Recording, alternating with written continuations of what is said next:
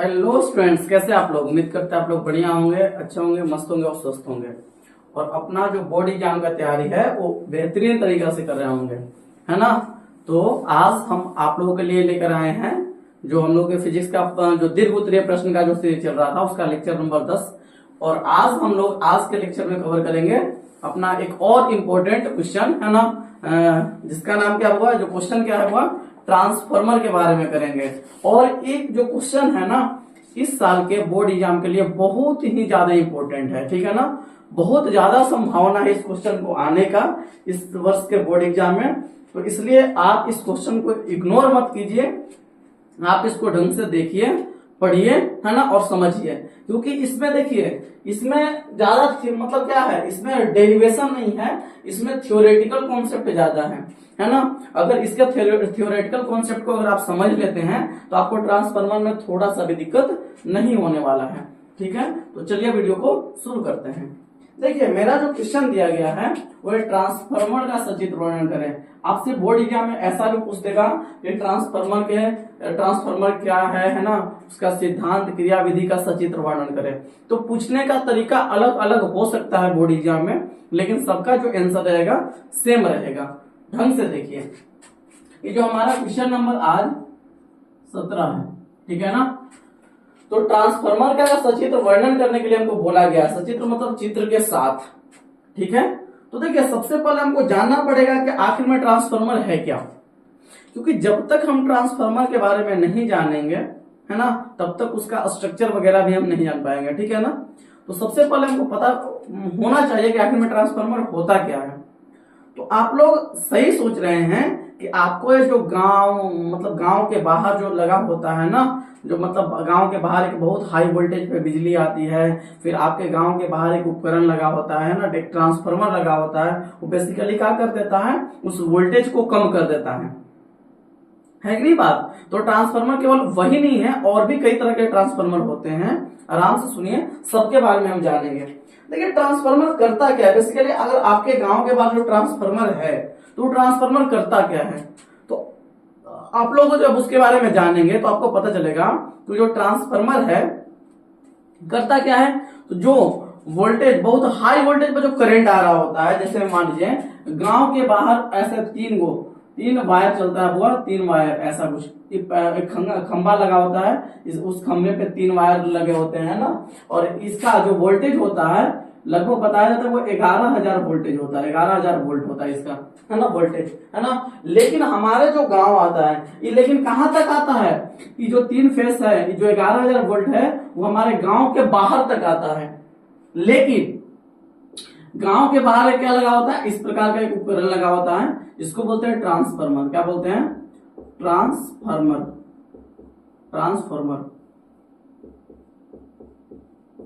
ये ट्रांसफार्मर करता क्या है, तो क्या करता है, सबसे पहले जो 3 वायर है इस ट्रांसफार्मर में जाता है ना, और यहां से फिर एक आउटपुट निकल जाता है। यहां से क्या निकल जाता है? आउटपुट। ट्रांसफार्मर, और जो आउटपुट यहां से निकलता है ना, ये बेसिकली आउटपुट कितना है, जो मतलब 11,000 वोल्टेज इसके अंदर गया, लेकिन जो आउटपुट मिलता है हमको कितना मिलता है बाबू, आउटपुट के रूप में हमको 220 वोल्ट ही मात्र मिलता है, ठीक है ना। तो ये ट्रांसफार्मर क्या करता है, तो वोल्टेज को कम कर दिया, मतलब जो और ये बेसिकली कौन करंट आता है वो अब आप लोग पढ़े होंगे पीछे कि करंट जो होता है 2 तरह का होता है। एक होता है अल्टरनेटिंग करंट, एसी, है ना, प्रत्यावर्ती धारा जिसको बोलते हैं, और एक होता है डायरेक्ट करंट जिसको डीसी बोलते हैं। तो हमारे घरों में जो बिजली आती है, है ना, वो होता है वो एसी, अल्टरनेटिंग करंट होता है, प्रत्यावर्ती धारा होता है। लेकिन अगर वही बात करें बैटरी का एक करंट होता है तो होता है डीसी, डायरेक्ट करंट होता है, ठीक है जी, है ना। और अल्टरनेटिंग करंट के बारे में आपको पता होनी चाहिए कि जो प्रत्यावर्ती धारा होता है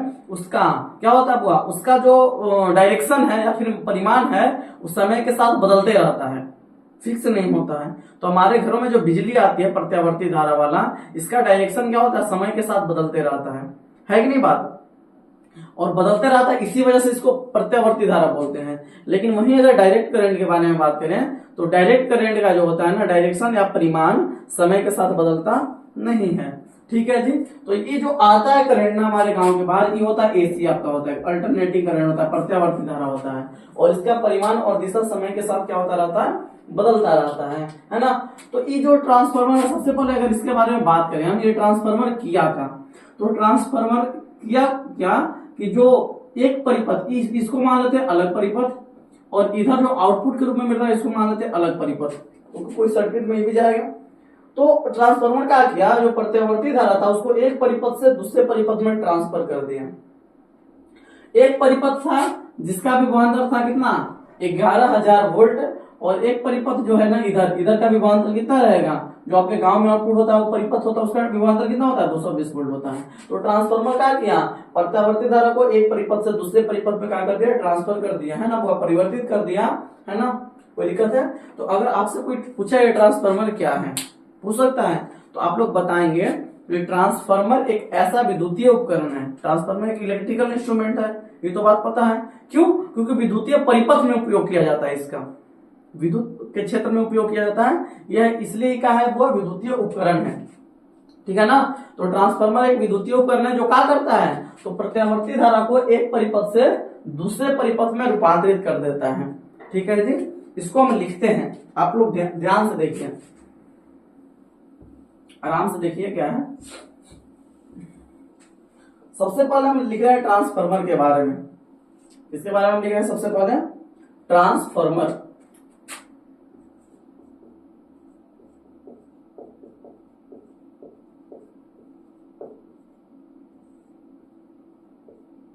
ना ट्रांसफार्मर क्या है, तो लिखेंगे ट्रांसफार्मर एक ऐसा विद्युतीय उपकरण है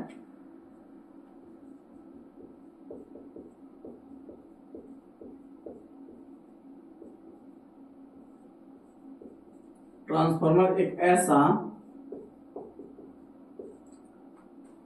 विद्युतीय उपकरण है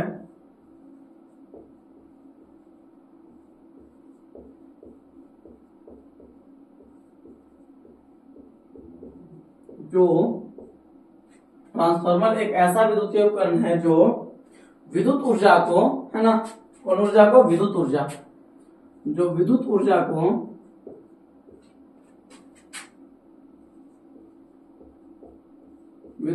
को एक परिपथ से दूसरे परिपथ में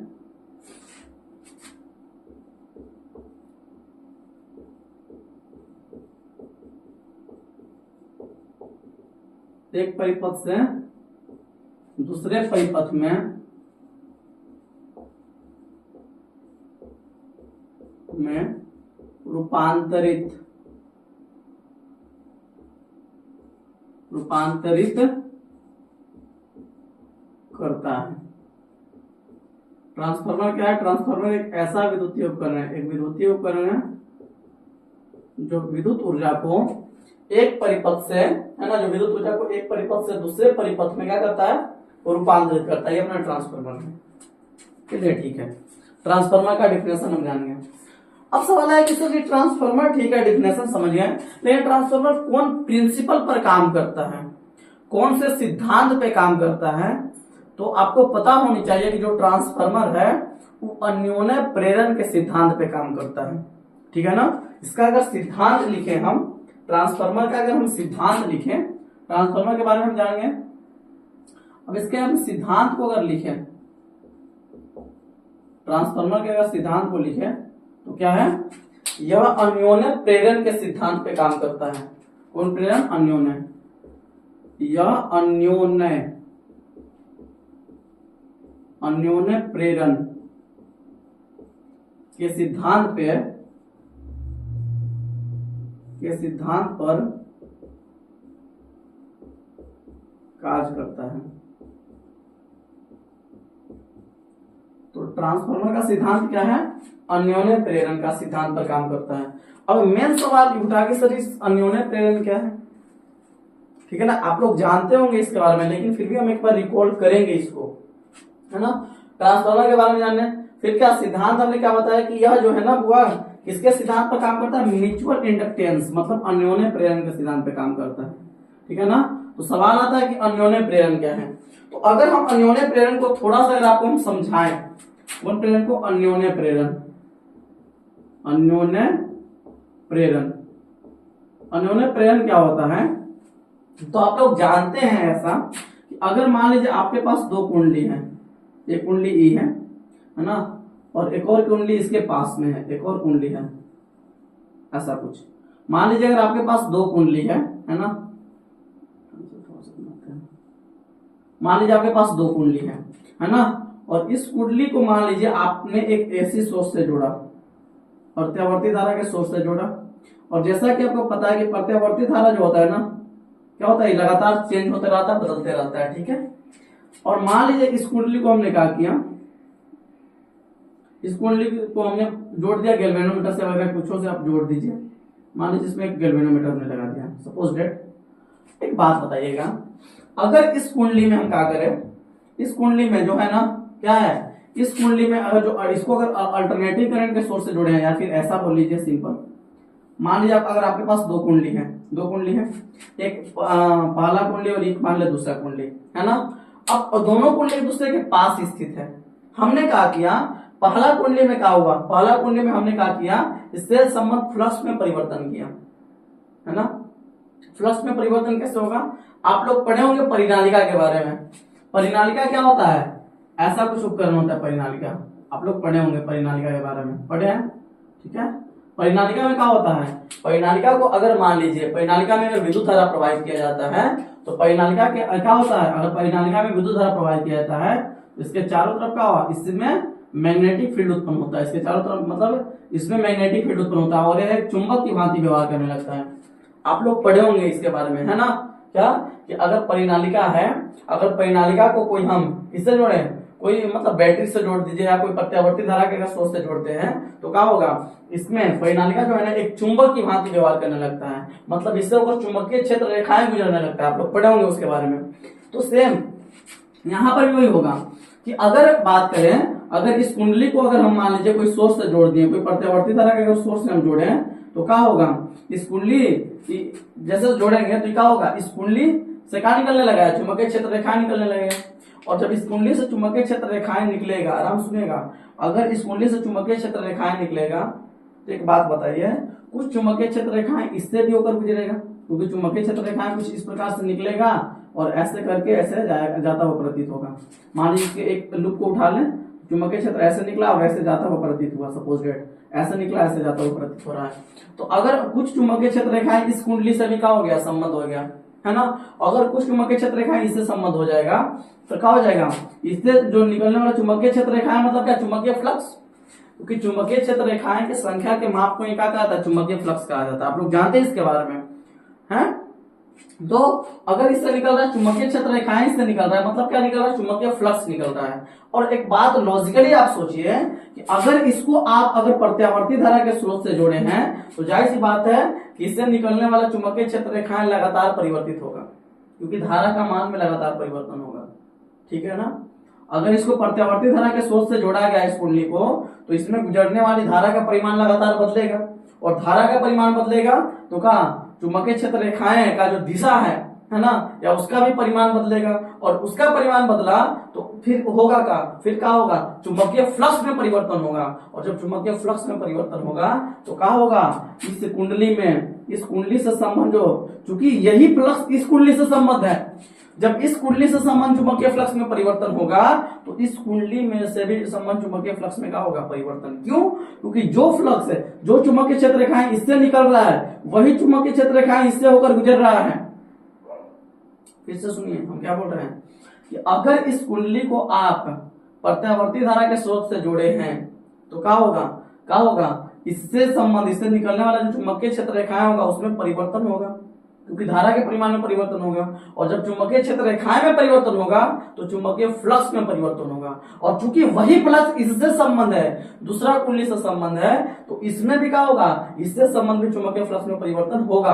और जब इससे संबंध चुंबकीय फ्लक्स में परिवर्तन होगा, तो उस स्थिति में इस कुंडली में खुद से एक धारा प्रेरित होगा, है ना होगा, और इस घटना को बोला गया अन्योन्य प्रेरण। सही है।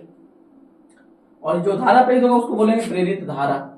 कोई दिक्कत है क्या, मतलब जितना ज्यादा इधर फ्लक्स में परिवर्तन होगा, उतना ज्यादा इसमें करंट प्रेरित होगा, है कि नहीं, बात समझ में आ रहा है। और इसके बारे में फिर बताए थे, अगर मान लीजिए कोई पूछा कि मान लीजिए इसमें कितना धारा प्रेरित होगा, तो धारा के नहीं विद्युत वाहक बल्ब के बारे में एक वैज्ञानिक थे जिनका नाम था फेराडे, है ना। और फेराडे ने अपने सेकंड नियम है, दूसरा नियम, उसका भी जरूरत पड़ेगा यहाँ पे, हम अभी भी बता देते हैं। फेराडे साहब थे, उन्होंने बताया कि कोई कुंडली में जो प्रेरित विद्युत वाहक बल का जो मान होता है ना, कोई भी कुंडली में जो क्योंकि इसमें धारा प्रेरित होने का मतलब क्या है, इसमें विद्युत वाहक बल प्रेरित हो रहा होगा, क्योंकि विद्युत वाहक बल प्रेरित नहीं होगा तो इसमें करंट कहां प्रेरित होगा, सबसे पहले विद्युत वाहक बल प्रेरित होगा तब इसमें करंट प्रेरित होगा, है ना। तो इस बात को स्पष्ट किए वो फेराडे साहब वो क्या बोले कि कोई भी कुंडली में जो प्रेरित विद्युत वाहक बल का मान है वो केकर बराबर होगा, वो क्या बराबर होगा, चुंबकीय फ्लक्स में परिवर्तन की दर, मतलब delta phi upon delta t, चुंबकीय फ्लक्स में परिवर्तन की दर, है ना, कुंडली में फेरों की संख्या, ऐसे बोल रहे हैं कि फेराडे साहब ने क्या बोला कि कोई भी जो कुंडली है, किसी कुंडली में जो प्रेरित विद्युत वाहक बल का मान होगा वो क्या होगा, चुंबकीय फ्लक्स में परिवर्तन की दर, चुंबकीय फ्लक्स में परिवर्तन की दर डेल्टा अपॉन डेल्टा टी के समानुपाती होगा, साथ साथ कुंडली में फेरों की संख्या के भी समानुपाती होगा। जितना ज्यादा इस कुंडली में फेरा की संख्या होगा उतना ज्यादा इससे फ्लक्स निकलेगा, उतना ज्यादा फ्लक्स में परिवर्तन होगा, और जितना ज्यादा फ्लक्स में परिवर्तन होगा उतना ज्यादा इसमें विद्युत वाहक बल प्रेरित होगा। इसको फेराडे साहब ने बताया था। जब इन दोनों को वो एक में कर दिया गया तो निकला का ई प्रोपोर्शनल क्या निकला, E proportional N delta phi upon delta T, delta phi upon delta T. जब प्रोपोर्शनल का साइन हटा तो बराबर आ गया कांस्टेंट क्या है, और के का मान जब खोजा गया तो 1 के बराबर मिला, किसके बराबर, 1 के बराबर। तो यहाँ से ई का जो वैल्यू निकल के आया एन, है ना, delta phi upon delta T. कौन है, फेराडे का सेकंड नियम, फेराडे साहब का, इसका जरूरत पड़ेगा आगे, याद रखिएगा, ठीक है, बात क्लियर है। चलिए यहां तक की चीजें समझ में आ गया, अन्योन्य प्रेरण को आप समझ लिए। अब देखिए ट्रांसफार्मर जो होता है ना अन्योन्य प्रेरण के ही सिद्धांत पे काम करता है। कैसे काम करता है समझिएगा, कैसे काम करता है समझिएगा, आराम से सुनिए। इसका अगर संरचना हम देखें, ट्रांसफार्मर का अगर इसका संरचना देखें, हम संरचना देखें अगर इसका, हम क्या होता है संरचना देखिएगा। तो ट्रांसफार्मर में एक बहुत बड़ा क्या होता है, नर्म लोहे का बना क्रोड होता है। नर्म लोहे का ही क्यों बना होता है, उसके पीछे भी वजह है। इसमें जो है ना क्रोड होता है नर्म लोहे का बना, आयताकार होता है ना, कुछ इस प्रकार का कोड है ना, नर्म लोहे का बना यह आयताकार क्रोड होता है, ऐसा कुछ। पूरा सिद्धांत को समझिएगा ढंग से ना, ऐसा कुछ होता है। किसका बना होता है, वो नर्म लोहे का बना क्रोड होता है। इसको में हम लिख देते हैं नर्म लोहे का बना क्रोड,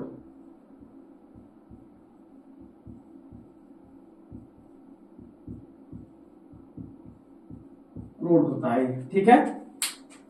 और इन क्रोड पर क्या होता है ना, इधर और इधर दोनों तरफ वो वायर लिपटा होता है। मान लीजिए इस तरफ वायर लिपटा है, ऐसा कुछ, इधर वायर लिपटा है ना, और इधर भी वायर लिपटा होता है, ठीक है, ऐसा कुछ। इधर भी वायर लिपटा होता है, दोनों तरफ वायर लिपटा होता है। आप लोग ढंग से बनाइएगा इसको, डायग्राम को, ठीक है, दोनों तरफ वायर लिपटा है, ऐसा कुछ। ये आपका ट्रांसफार्मर, यही आपका ट्रांसफार्मर मान के चलिए, ठीक है। हाँ, अब देखिए अगर बात करें हम ट्रांसफार्मर के बारे में, तो आपको बेसिकली दो तरह का ट्रांसफार्मर देखने को मिलेगा। क्या क्या सुनिएगा। कुछ ट्रांसफार्मर वैसे होते हैं ना जो वोल्टेज को बढ़ाते हैं, है ना, वो यहीं पे क्लियर होगा आपका, यहीं से दोनों चीजें क्लियर हो जाएगा, है ना। कुछ जो ट्रांसफार्मर होंगे वो क्या होंगे, वोल्टेज को बढ़ाएंगे, और कुछ जो ट्रांसफार्मर होंगे वोल्टेज को घटाएंगे, ठीक है। आराम सुनिएगा, आपको समझ में आएंगी चीजें, है ना, ढंग से पूरा क्लियर भी हो जाएगा। पहले संरचना देख लेते हैं। ट्रांसफार्मर का संरचना कुछ ऐसा होता है ना। क्या होता है, इसमें नर्म लोहे का बना एक आयताकार क्या होता है, क्रोड होता है, नर्म लोहे का ही होता है। नर्म लोहे का होता है, क्यों होता है उसके पीछे का वजह पता चलेगा आपको। और क्या होता है वो, इसके इन क्रोडों के आमने सामने की जो भुजाओं में ना पतला तार लिपटा होता है, तांबे का जनरली तांबा का तार यूज किया जाता है, तांबे का पतला तार लिपटा होता है। अब क्या किया जाता है ना, इसके एक सिरा को अल्टरनेटिव करंट के सोर्स से जोड़ देते हैं हम। मान लीजिए ये इधर से हम इनपुट दे रहे हैं, इसको हम अल्टरनेटिव करंट के सोर्स से क्या कर दिए हैं, जोड़ दिए हैं। ये मान लीजिए जो है ना ये इनपुट है, ये मान लीजिए इनपुट है इधर, और इधर हमको जो मिलेगा ये मान लीजिए आउटपुट है। सपोज दैट इधर आउटपुट हमको मिल रहा है ना। अब इधर देखिए दो कॉइल है, एक ई और एक वी। तो इसको, इस जो कॉइल है ना, इसको बोल देते हैं प्राइमरी कॉइल। इधर वाला जो कॉइल है ना, इसको हम बोल देते हैं प्राइमरी, प्राथमिक कुंडली, प्राथमिक कुंडली। और ये जो कॉइल है ना, इसको बोलते हैं द्वितीयक कुंडली, द्वितीयक।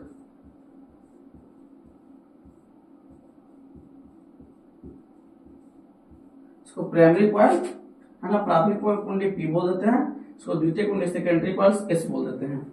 और मान लेते हैं कि प्राइमरी कॉइल में जो है ना, प्राथमिक कुंडली में फेरों की संख्या कुछ ना कुछ होगा। देखिए लेप्टल है, एक क्या फेरा होगा, तो मान लेते हैं कि इसमें जो फेरों की संख्या है ना एन पी मान लेते हैं, है ना, total number of terms in primary coil. और इसमें जो है ना मान लेते हैं कि इसमें जो फेरों की संख्या एन एस है, total number of terms in secondary coil, ठीक है ना, एन एस। इधर वाला जो फेरों की संख्या एन एस है और इधर वाला जो फेरों की संख्या एन पी मान लेते हैं, ठीक है। इस प्रकार का पूरा संरचना होता है ट्रांसफार्मर में, ठीक है। समझ में आ रहा है आप लोगों को, ये है काम, मतलब ये क्या है, ट्रांसफार्मर का संरचना है पूरा, ठीक है। अब सुनिए, अगर इसका क्रियाविधि के बारे में बात करें, काम कैसे करता है ये, तो क्रियाविधि को ध्यान से समझिएगा, ढंग से समझिएगा, आपको समझ में आएगा।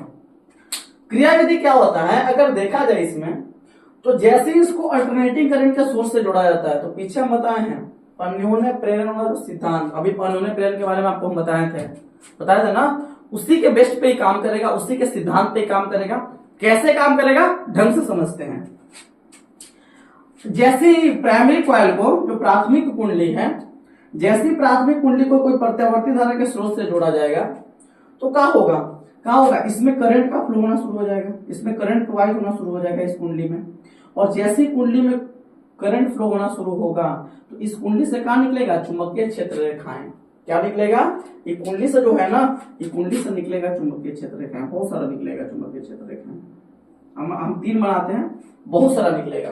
मान लीजिए चुंबकीय क्षेत्र रेखाएं का डायरेक्शन इधर है, सपोज दैट ऊपर की ओर, ऐसे बहुत सारा चुंबकीय क्षेत्र रेखाएं निकलेगा।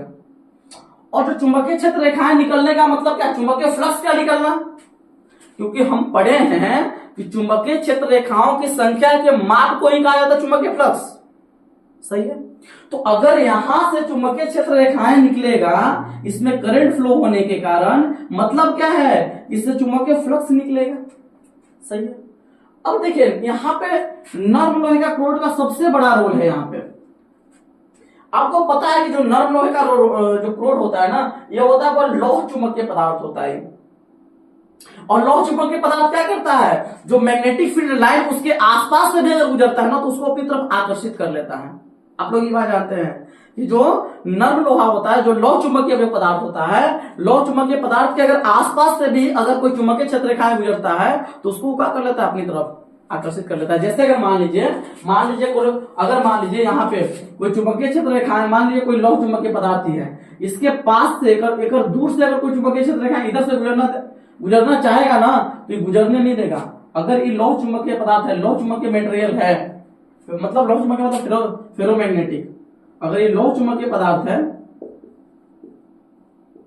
अगर ये लौह चुंबकीय पदार्थ है और चाहेगा कोई मैग्नेटिक फील्ड लाइन, कोई चुंबकीय क्षेत्र रेखाएं चाहेगा कि अब इससे स्ट्रेट ऐसे गुजर जाए, तो नहीं गुजरने देगा। क्या करेगा, ऐसे जाना तो चाहेगा लेकिन जाएगा नहीं। क्या करेगा, इसको ऐसे अपनी तरफ आकर्षित कर लेगा, ये अपनी तरफ ही क्या कर लेगा, ये चुंबकीय क्षेत्र रेखाएं को अगर अपनी तरफ क्या किया, अगर मान लीजिए इसको अपने में से होकर जाएगा, कि इसको हम अपने में से होकर क्या कर ले, गुजार ले, ठीक है ना।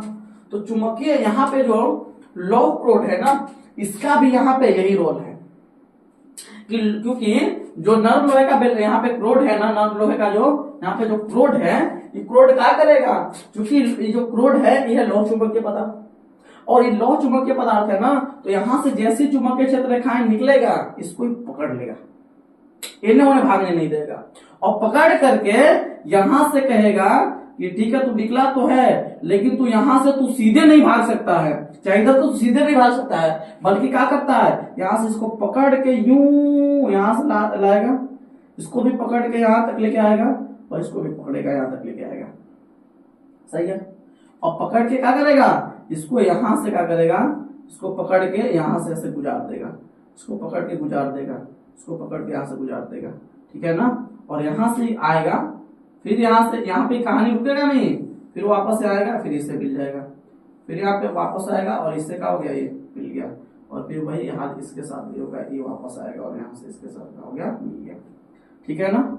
मतलब यहाँ पे सबसे बड़ा इंपॉर्टेंट रोल जो निभा रहा है ना, कौन निभा रहा है, लोहे का बनने का ये जो क्रोड है ना, नर्म लोहे का क्रोड, यही निभा रहा है। क्योंकि अगर नर्म लोहे का क्रोड नहीं होता, अगर ये क्रोड नर्म लोहे का नहीं होता, अगर कोई और मटेरियल का होता तो क्या होता, हो सकता है कि चुंबकीय क्षेत्र रेखाएं अट्रैक्ट ना होकर के में इसको नहीं खींचा जाता, और अगर नहीं खींचा जाता तो क्या होता, चुंबकीय क्षेत्र रेखाएं मतलब इधर इधर से निकल जाता अपन, है ना। वो चुंबकीय क्षेत्र रेखाएं इस कुंडली से पास नहीं हो पाता फिर, है ना। इसलिए ट्रांसफार्मर में जो देखिएगा ना, ट्रांसफार्मर में नर्म लोहे का क्रोड उपयोग में लाया जाता है, नर्म लोहे का क्रोड जो है ना उपयोग में लाया जाता है। क्यों, क्योंकि जो नर्म लोहा होता है ना, नर्म लोहा क्या होता है, वो चुंबकीय क्षेत्र रेखाएं को अपनी तरफ आकर्षित करता है। यही हाल यहाँ पे हुआ, जैसे यहाँ से चुंबकीय क्षेत्र रेखाएं निकलेगा, ये तुरंत उसको अपनी तरफ अट्रैक्ट करेगा और इसको बाहर जाने नहीं देगा, बल्कि क्या करेगा, इसको अपने में से होकर के गुजारेगा, ठीक है। आप देखिए, इतना बात अगर समझ गए, एक बात और सोचिए आप, अगर चुंबकीय क्षेत्र रेखाएं यहां से होकर गुजरा, चुंबकीय क्षेत्र रेखाएं यहां से होकर गुजरा मतलब कौन गुजरा, चुंबकीय फ्लक्स गुजरा। क्योंकि चुंबकीय क्षेत्र रेखाएं की संख्या के माप को ही कहा जाता है चुंबकीय फ्लक्स। अगर मान लीजिए यहां मेरा ये हाथ है और ये हाथ में से चुंबकीय क्षेत्र रेखाएं लंबवत पास कर रहा है, तो चुंबकीय क्षेत्र रेखाएं पास कर रहा है मतलब क्या पास कर रहा है, चुंबकीय फ्लक्स पास कर रहा है, मैग्नेटिक फ्लक्स पास कर रहा है। वही हाल यहां पर है कि अगर इस कुंडली से चुंबकीय क्षेत्र रेखाएं गुजर रहा है, मतलब क्या गुजर रहा है, चुंबकीय फ्लक्स गुजर रहा है, मैग्नेटिक फ्लक्स गुजर रहा है, ठीक है। अब एक बात बताइए, क्या जो ये फ्लक्स है कांस्टेंट है या परिवर्तनशील है, बताइए। जो फ्लक्स है क्या एक फ्लक्स कांस्टेंट है, नहीं, फ्लक्स कांस्टेंट नहीं है। क्यों, क्योंकि करंट कांस्टेंट नहीं है जी। क्योंकि यहाँ पे जो करंट है, ये कौन करंट है, ये करंट है वो एसी अल्टरनेटिंग करंट है, प्रत्यावर्ती धारा है। और हम अल्टरनेटिंग करंट के बारे में क्या जानते हैं, ये प्रत्यावर्ती धारा वैसी धारा को कहते हैं जिसका परिमाण या दिशा, या परिमाण और दिशा दोनों समय के साथ बदले, है ना। अगर कोई करंट का परिमाण बदल रहा है या फिर दिशा बदल रहा है, या परिमाण या दिशा दोनों बदल रहा है समय के साथ, तो वैसे करंट को बोलते हैं प्रत्यावर्ती धारा, अल्टरनेटिंग करंट। तो एक बात बताइए, जब यहां पे करंट परिवर्तनशील है तो करंट बदलेगा, तो इससे निकलने वाला चुंबकीय क्षेत्र रेखाएं बदलेगा। फिर से सुनिए, अगर ये करंट बदलेगा, करंट में परिवर्तन होगा, तो इससे निकलने वाले चुंबकीय क्षेत्र रेखाएं में परिवर्तन होगा। चुंबकीय क्षेत्र रेखाएं में परिवर्तन मतलब चुंबकीय फ्लक्स में परिवर्तन होगा। और क्योंकि वही फ्लक्स इससे संबंध है, सेकेंडरी कॉइल से संबंध है, तो जब उस फ्लक्स में परिवर्तन होगा तो क्या होगा, इससे संबंध में चुंबकीय फ्लक्स में परिवर्तन होगा। और जब इससे संबंध चुंबकीय फ्लक्स में परिवर्तन होगा, सेकेंडरी कॉइल से संबंधित चुंबकीय फ्लक्स में परिवर्तन होगा, तो इसमें खुद से एक करंट प्रेरित हो जाएगा, है ना, खुद से एक धारा प्रेरित हो जाएगा, और वही धारा हमको आउटपुट के रूप में मिलेगा।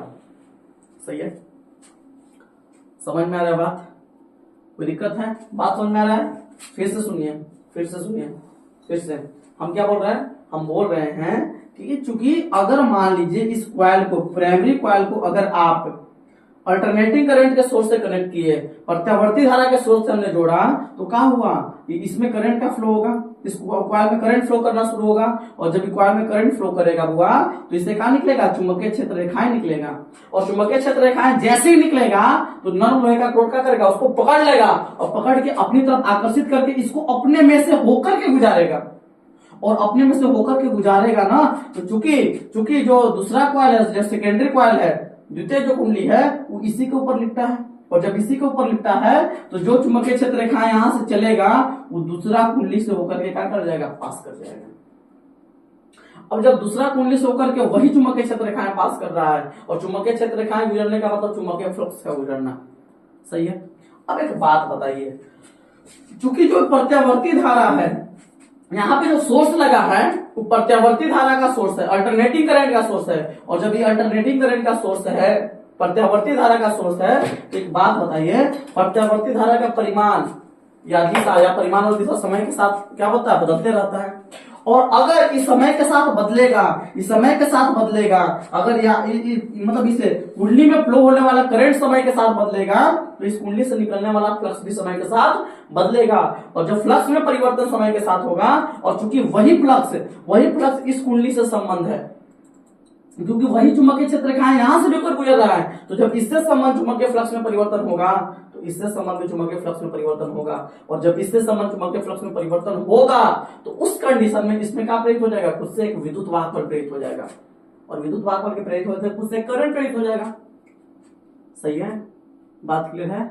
इस प्रकार हमको यहाँ पे आउटपुट के रूप में क्या मिल जाएगा, आउटपुट के रूप में विद्युत वाहक बल या करंट मिल जाएगा, आउटपुट करंट हमको मिल जाएगा। कैसे, यहाँ पे फ्लक्स में परिवर्तन होने की वजह से, जब फ्लक्स में परिवर्तन होगा तो क्या होगा, फ्लक्स में परिवर्तन होने से यहाँ खुद से करंट प्रेरित हो जाएगा, और वही करंट हमको आउटपुट के रूप में मिल जाएगा।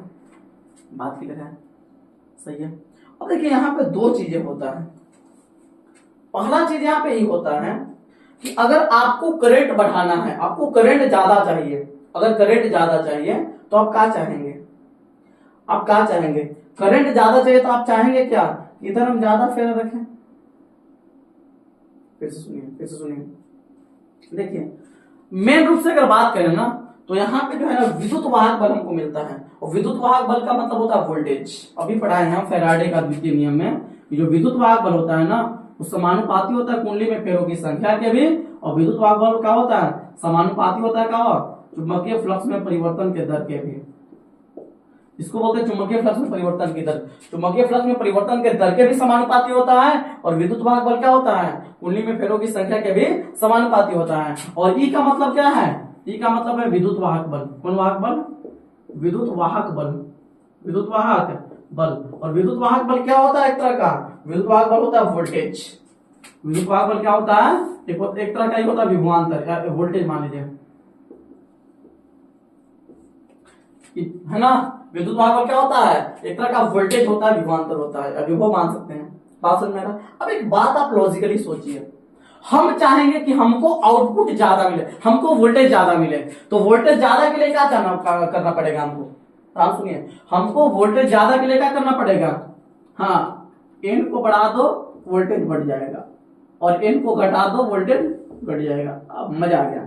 मतलब का हमको अगर इस ट्रांसफार्मर से आउटपुट के रूप में, फिर से सुनिए, हमको अगर इस ट्रांसफार्मर से आउटपुट के रूप में अगर वोल्टेज ज्यादा चाहिए, ज्यादा वोल्टेज चाहिए, तो हम क्या चाहेंगे, इधर वाला फेरा ज्यादा हो, और अगर इधर वाला फेरा ज्यादा हो गया तो उस कंडीशन में हमको वोल्टेज ज्यादा मिलेगा। मतलब ये ट्रांसफार्मर क्या कर देगा, वोल्टेज को बढ़ा देगा। कब, जब इसके सेकेंडरी कॉइल में नंबर ऑफ टर्न्स ज्यादा रहेगा, तो समझ में आ रहा ना। और वोल्टेज जो बढ़ा देता है ट्रांसफार्मर ना, उसको एक नाम दिया जाता है, वो step up transformer. Step up मतलब वोल्टेज को बढ़ा देना, अप का मतलब ऊपर उठाना। मतलब क्या होगा, फिर से सुनिए, अगर हमको यहाँ पे आउटपुट के रूप में जो वोल्टेज मिलेगा, अगर ये वोल्टेज हमको ज्यादा चाहिए तो हम क्या चाहेंगे, वोल्टेज ज्यादा के लिए क्या करना पड़ेगा हमको, इसमें नंबर ऑफ जो टर्म्स है ना, नंबर ऑफ टर्म्स हमको बढ़ाना पड़ेगा, क्योंकि नंबर ऑफ टर्म्स बढ़ेगा, नंबर ऑफ टर्म्स बढ़ेगा तो विद्युत वाहक बल क्या हो जाएगा, बढ़ जाएगा, है ना, वोल्टेज बढ़ जाएगा। समझ में आ रहा है, नहीं आ रहा है, ठीक है ना। मतलब, और अगर इधर नंबर ऑफ टर्म्स ज्यादा हुआ तो वोल्टेज बढ़ाने वाला ट्रांसफार्मर होगा, और अगर वोल्टेज बढ़ाने वाला ट्रांसफार्मर हुआ तो उसका एक नाम दिया जाता है, जिसको बोला जाता है स्टेप अप ट्रांसफार्मर, है ना। मतलब का अगर बात करें हम, तो ट्रांसफार्मर जो होता है ना, दो तरह का, है ना, ट्रांसफार्मर दो तरह का। यहाँ पे हम बात कर रहे हैं, पहला हम बात कर रहे हैं स्टेप अप ट्रांसफार्मर के लिए, स्टेप अप ट्रांसफार्मर,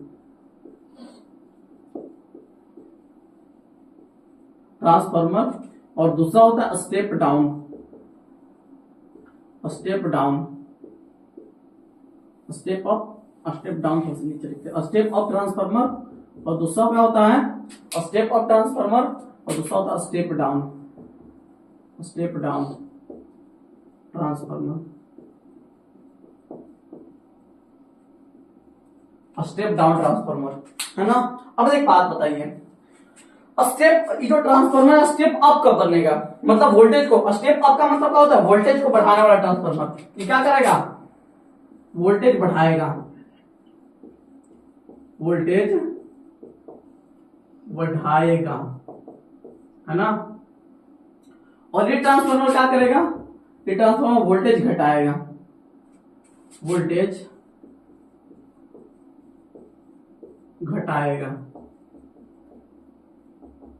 है ना, घटाएगा। वोल्टेज बढ़ाएगा, वोल्टेज क्या करेगा, ये बढ़ाएगा, और वोल्टेज को क्या करेगा, घटाएगा, है ना।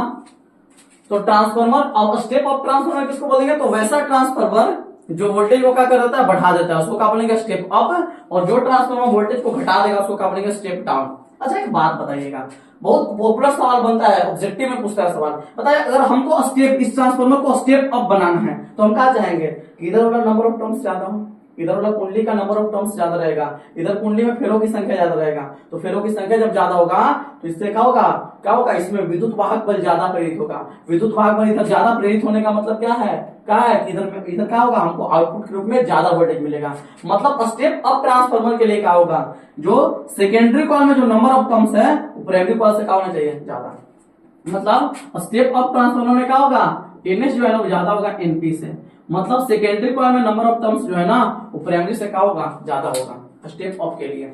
लेकिन डाउन में क्या होगा, वोल्टेज कम चाहिए, तो वोल्टेज कम चाहिए तो इधर नंबर ऑफ टर्म्स कम ना हो, क्योंकि हमको पता है फैराडे के नियम में क्या कि जो विद्युत वाहक बल होता है वो क्या होता है, समानुपाती होता है डायरेक्ट किसका, नंबर ऑफ टर्म्स के। नंबर ऑफ टर्म्स बढ़ेगा तो वोल्टेज भी बढ़ेगा, नंबर ऑफ टर्म्स घटेगा तो वोल्टेज भी घटेगा।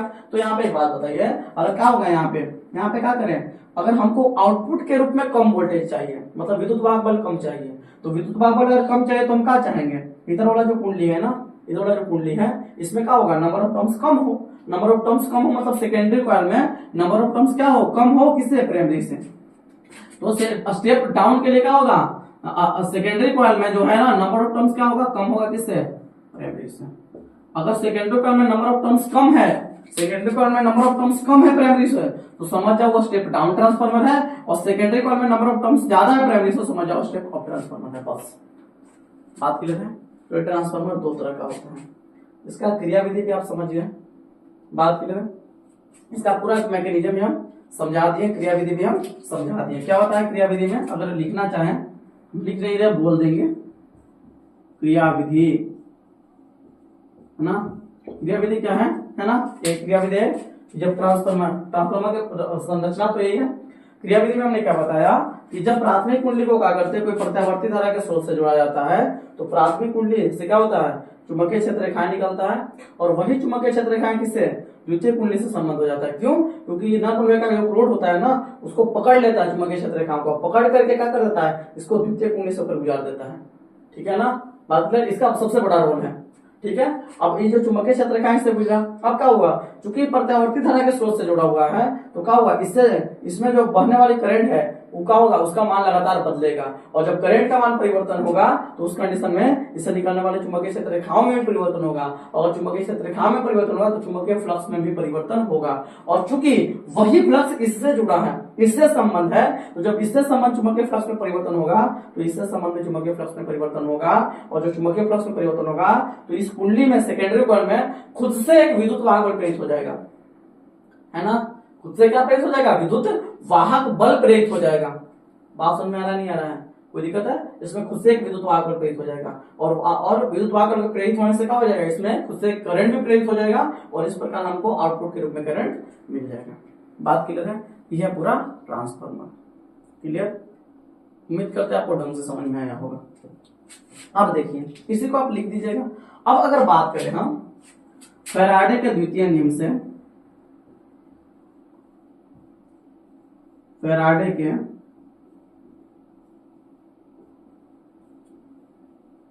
द्वितीय नियम से, तो फैराडे के द्वितीय नियम से क्या होगा बताइए। फैराडे के द्वितीय नियम से अगर चलें तो इसमें अगर मान लीजिए इसमें भी विद्युत वाहक बल प्रेरित होगा कुछ ना कुछ, जाहिर सी बात है, जब इससे समान चुंबकीय फ्लक्स में परिवर्तन हो रहा है तो इसमें भी विद्युत भाग बल प्रेरित होगा, और वही फ्लक्स किससे परिवर्तन हो रहा है तो इसमें भी विद्युत भाग बल प्रेरित होगा। तो मान लेते हैं कि जो प्राइमरी कॉइल में ना, प्राइमरी कॉइल में जो प्रेरित विद्युत भाग बल है वो ईपी है। तो ईपी का वैल्यू कितना हो जाएगा, तो बताइए फैराडे के द्वितीय नियम क्या बोला है, बताइए पहले लिख देते हैं। फैराडे का द्वितीय नियम बोला है कि ई जो है ना बराबर क्या होगा, N number of terms into को delta phi upon delta T, delta phi upon delta T. मतलब जो कोई भी कुंडली में प्रेरित विद्युत भाग बल का मान जो होगा चुंबकीय फ्लक्स में परिवर्तन की तरह कुंडली में फेरों की संख्या क्या होगा, बराबर, है ना, बात समझ में आ रहा है। अब एक बात बताइएगा, है ना, इसमें भी क्या होगा, फैराडे के द्वितीय नियम के अनुसार ये विद्युत भाग बल आया है, कोई भी कुंडली में प्रेरित विद्युत भाग बल का मान इतना ही होता है। फैराडे का द्वितीय नियम भी बताया है, प्रथम नियम खाली बताया है कि कोई भी कुंडली में विद्युत भाग बल प्रेरित होगा अगर फ्लक्स में परिवर्तन होगा। फैराडे दो नियम दिया था। प्रथम नियम में फैराडे ने क्या बताया कि जो प्रथम नियम में बताया ये गया कि जो कुछ विद्युत भाग बल जो है, जैसे न्यूटन का 3 नियम था, प्रथम नियम में बल का परिभाषा केवल दिया गया, और सेकंड नियम हमको बताया बल के परिमाण के बारे में, कितना बल लगेगा किसी ऑब्जेक्ट पे, है कि बात। जस्ट उसी प्रकार से फैराडे का भी जो नियम है ना। पहला नियम में फैराडे ने क्या बताया, पहला नियम में फैराडे ने क्या बताया कि अगर किसी कुंडली से समान चुंबकीय फ्लक्स में परिवर्तन होता है तो उसमें क्या होगा, विद्युत भाग बल प्रेरित होगा। खाली इतना बताया था पहला नियम में, लेकिन कितना का बात उन्होंने नहीं बताया। तो सेकंड नियम में उसको बताया कि आखिर में कोई भी कुंडली से संबंध अगर चुंबकीय फ्लक्स में परिवर्तन होता है तो उस कुंडली में कितना विद्युत वाहक बल का मान प्रेरित होगा, इसके बारे में उन्होंने सेकंड नियम में क्लियर किया। तो फैराडे में 2 नियम दिए। तो फैराडे अंकल जो थे उन्होंने अपने द्वितीय नियम में बताया था कि जो प्रेरित विद्युत वाहक बल होगा वो बराबर क्या होगा, n into delta phi upon delta t के। अब बताइए यहाँ पे 2 कुंडली है मेरे पास, क्या कुंडली है, 2 कुंडली, प्राइमरी कॉइल सेकेंडरी कॉइल। तो इसमें भी विद्युत वाहक बल प्रेरित हो रहा होगा। तो मान लीजिए कि प्राइमरी कॉइल में जो प्रेरित विद्युत वाहक बल है ना ईपी है। अब इसमें विद्युत वाहक बल क्यों प्रेरित हो रहा होगा, क्योंकि इससे संबंध चुंबकीय फ्लक्स में परिवर्तन हो रहा है, और इससे संबंध चुंबकीय फ्लक्स में परिवर्तन हो रहा है तो इसमें भी खुद से एक विद्युत वाहक बल प्रेरित हो रहा होगा। तो इसमें कितना विद्युत वाहक बल प्रेरित हो रहा है, तो ईपी बराबर क्या हो जाएगा, एन, कितना होता है, एन। तो एन के जगह इसमें नंबर ऑफ टर्म्स कितना है, एनपी, तो हो जाएगा यहाँ पे एनपी इंटू मान लेते हैं चुंबकीय फ्लक्स में परिवर्तन की दर कितना मान लेते हैं, डेल्टा फाई मान लेते हैं। चुंबकीय फ्लक्स में परिवर्तन की दर जो है ना delta phi upon delta T ही है, इसको मान लेते हैं समीकरण सेकंड, सही है। चुंबकीय फ्लक्स में परिवर्तन की दर जो है ना इसमें कितना है, मान लेते हैं delta phi upon delta t है ना। उसी प्रकार से अगर सेकेंडरी कॉइल में देखा जाए तो सेकेंडरी कॉइल में कितना विद्युत भाग बल प्रेरित हो रहा होगा, सेकेंडरी कॉइल में मान लेते हैं ईएस प्रेरित हो रहा है, कितना हो रहा है, सेकेंडरी कॉइल में जो प्रेरित विद्युत भाग बल का मान है मान लेते हैं ईएस है, तो ईएस का वैल्यू कितना होगा, तो एन होता है ना, तो सेकेंडरी कॉइल में कितना है, एनएस है, नंबर ऑफ टर्म्स कितना है इसमें, एनएस। और एक बात बताइए, जो चुंबकीय फ्लक्स में परिवर्तन इसमें हो रहा है वही इसमें भी हो रहा है, क्योंकि जितना चुंबकीय क्षेत्र रेखाएं हैं इससे निकल रहा है वही चुंबकीय क्षेत्र रेखाएं तो इससे गुजर रहा है, तो जितना परिवर्तन इसमें होगा उतना परिवर्तन इसमें भी होगा, क्योंकि जो फ्लक्स इससे निकल रहा है वही फ्लक्स इससे संबंध हो जा रहा है। तो जितना फ्लक्स में चेंज यहाँ पे होगा उतना चेंज यहाँ पर भी होगा। तो चुंबकीय फ्लक्स में परिवर्तन की दर यहाँ पर भी कितना मान लीजिए, क्या हो जाएगा, delta phi upon delta t, इसको मान लेते हैं समीकरण सेकंड। हम परिमाण वाइज बात कर रहे हैं, परिमाण के अकॉर्डिंग बात कर रहे हैं। हालांकि यहाँ पे एक निगेटिव साइन आता है, निगेटिव केवल क्या बताता है, लेंज के नियम के अनुसार जो प्रेरित विद्युत भाग बल है ना, प्रेरित विद्युत भाग बल जो होता है ना, जो पहले से जो विद्युत भाग बल पहले से जो वोल्टेज लगाया गया उसके अपोजिट डायरेक्शन में होता है। लेंज का नियम आप लोग पढ़े होंगे कि जो बेटा बाप का विरोध करता है, जो जिसके वजह से पैदा हुआ, जो प्रेरित हुआ उसी का क्या करेगा, विरोध कर दिया, और विरोधे के लिए यहाँ पे निगेटिव साइन यूज होता है। तो आप निगेटिव लिखिए तब भी ठीक, नहीं लिखिएगा तब भी ठीक, हम परिमाण वाली बात कर रहे हैं, ठीक है ना। दोनों को अगर हम डिवाइड करें फ्रॉम इक्वेशन फर्स्ट भागा सेकेंड, और दोनों को अगर हम डिवाइड करें तो एलएचएस में एलएचएस डिवाइड होगा, ईपी बटा एएस, मतलब विद्युत भाग प्रेरित विद्युत भाग प्राइमरी कॉइल में बटा सेकेंडरी कॉइल में इक्वल टू कितना हो जाएगा, ईपी का value minus N P delta phi upon delta t बटा कितना हो जाएगा, माइनस एनएस, इसमें क्या है, minus N S delta phi upon delta T, delta phi upon delta T, delta phi delta t खत्म हो जाएगा, माइनस माइनस कैंसिल हो जाएगा, इसलिए यहाँ से ईपी का जो वैल्यू आएगा ईपी बटा ईएस बराबर क्या हो जाएगा, बताओ, एनपी बटा एनएस। बस इतना ही आपको पता रखना है।